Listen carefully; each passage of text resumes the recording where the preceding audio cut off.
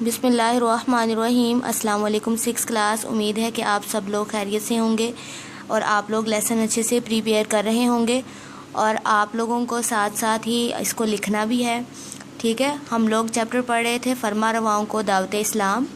ہم first 2 question exercise کے complete کر چکے تھے، یہ دیکھیے، ٹھیک ہے۔ یہ فرسٹ 2 کویسچنز آپ لوگ کمپلیٹ کر چکے تھے۔ آج تھرڈ والا ہم کویسچن پڑھیں گے۔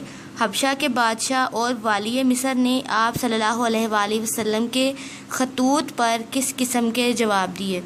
ہاں جی، آپ نے حبشہ کے بادشاہ یعنی نجاشی کے نام جو خط لکھا تھا اس نے کیا جواب دیا، اور والی مصر نے کیا جواب دیا؟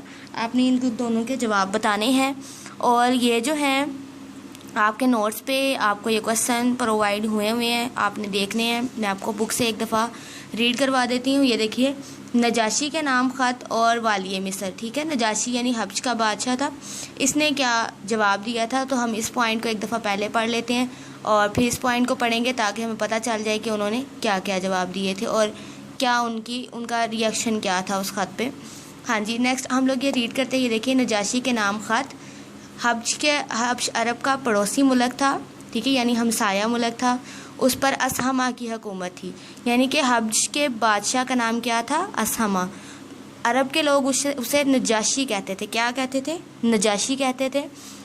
اس کے پاس جب آپ صلی اللہ علیہ وآلہ وسلم کا نامہ مبارک یعنی خط مبارک پہنچا تو اس نے اس بابرکت خط کو چوم کر آنکھوں سے لگایا۔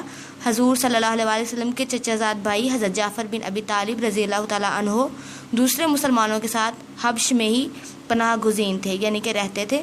نجاشی نے ان کو اپنے پاس بلوایا۔ کن کو بلوایا؟ حضرت جعفر بن ابی طالب رضی اللہ تعالیٰ عنہ کو، اور اسلام میں داخل ہونے کا اعلان کیا، یعنی کہ اس نے کہا کہ میں مسلمان ہونا چاہتا ہوں۔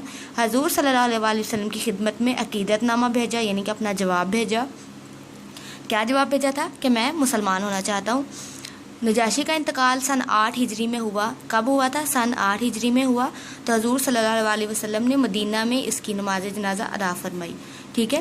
آگے ہے جی والی مصر کے نام خط۔ حضور اکرم صلی اللہ علیہ وآلہ وسلم نے اپنے ایک صحابی حضرت حاتب بن ابی بلتعہ رضی اللہ تعالیٰ عنہ کے ہاتھ مصر کے والی مقوقس کو دعوت نامہ بھیجا، ٹھیک ہے۔ اور کس چیز کی دعوت دی تھی؟ اسلام کی دعوت دی تھی۔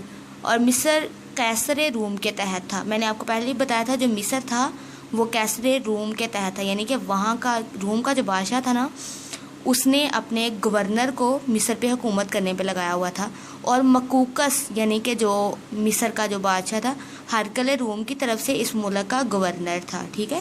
اس ملک کا گورنر قیصر روم نے مقرر کیا تھا، کس کو؟ مقوقس کو، اور وہ مصر پہ بادشاہی کر رہا تھا، کس کے تحت؟ قیصر روم کے تحت۔ ملک کا سرکاری مذہب کیا تھا؟ عیسائیت، یعنی کہ وہاں پہ عیسائی رہتے تھے۔ مقوقس نے حضرت حاتب رضی اللہ تعالیٰ عنہ کی تعظیم کی، یعنی ان کی عزت کی، جو آپ وسلم کا خط لے کر گئے تھے۔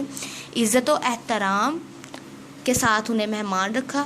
حضور صلی اللہ علیہ وآلہ وسلم کی خدمت اقدس میں قیمتی تحائف، غلام، کنیزیں اور خچر بھیجے۔ ایک سفید خچر کا نام دلدل تھا۔ کیا نام تھا؟ دلدل تھا۔ سفید خچر تھا، اس کا نام تھا دلدل، جو حضور صلی اللہ علیہ وآلہ وسلم کی ذاتی سواری میں استعمال ہوا، یعنی آپ صلی اللہ علیہ وآلہ وسلم خود ذاتی طور پر اس پر سوار ہوتے تھے، سواری کرتے تھے۔ ایک کنیز کا نام ماریہ رضی اللہ تعالیٰ عنہا تھا، یعنی جو کنیز اس نے کنیزیں بھیجی تھی، ان میں سے ایک کنیز کا نام کیا تھا؟ ماریہ رضی اللہ تعالیٰ عنہا تھا۔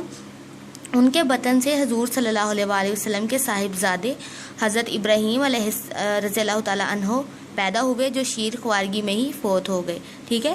حضرت ماریہ رضی اللہ تعالیٰ عنہا کے جو بیٹے تھے حضرت ابراہیم، آپ صلی اللہ علیہ وسلم کے بیٹے تھے، تو وہ شیر خوارگی میں یعنی بچپن میں ہی فوت ہو گئے۔ کیوں فوت ہوئے تھے؟ کیونکہ آپ کو پتہ ہے کہ آپ صلی اللہ علیہ وآلہ وسلم خاتم النبیین، آخری نبی تھے، ان کے بعد کوئی نبی نہیں آ سکتا تھا۔ تو اگر ان کی اولاد ہوتی، ان کی اولاد میں کوئی بیٹا ہوتا تو پھر اس نے نبی ہونا تھا۔ اسی وجہ سے اللہ تعالیٰ نے ان کو بچپن میں ہی اپنے پاس بلا لیا، کیونکہ آپ کے بعد کوئی نبی نہیں آ سکتا تھا، ٹھیک ہے۔ یہاں تک آپ کا یہ کویسچن کا آنسر ہے، آپ کے نوٹس پہ اس کو صحیح کر کے لکھا ہوا ہے، آپ نے اسے وہاں سے تیار کر لینا ہے، ٹھیک ہے۔ امید ہے کہ آپ لوگ سارا کچھ اچھے سے تیار کرتے ہوں گے، لکھتے بھی ہوں گے، تو اپنی رائٹنگ پہ تھوڑی سی توجہ دیجیے، ٹھیک ہے۔ آپ ماشاءاللہ 6 پہ ہو چکے ہیں، اور آپ انڈر لائننگ کر کے خوبصورت سا پیارا سا لکھا کریں، ٹھیک ہے۔ اللہ حافظ۔